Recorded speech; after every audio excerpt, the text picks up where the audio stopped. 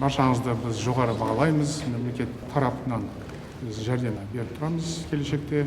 Мынау бірінші модульіне деген депо, осындай деполар еліміз бойынша көп болады. Біз тиісті қаражатты міндетті түрде бөлеміз. Құрметті президент мырза, менің аты-жөнім Оразбаев Еркебұлан. Өртке қарсы қызметінде 18 жылдан астам қызмет істеймін. Солтүстік Қазақстан облысы, Ақмола облысы, міне бүгінгі күнде Астана гарнизонының деңгейінде қызмет істеп жатырмыз. Өзіңіз айтып өткендей, осы біздің технологияларымыз заманауи жаңа құрылғылар, нысаналар, техникалармен жабдықтап жатыр. Қару-жарақ, үстіміздегі амунициямыздың бәрі өте ыңғайлы, салыстырып келетін болсақ. Оның бәрі сіздің қолдауыңыз, үкіметтің тарапынан үлкен еңбек жасалып жатқанын біз білеміз, көріп отырмыз.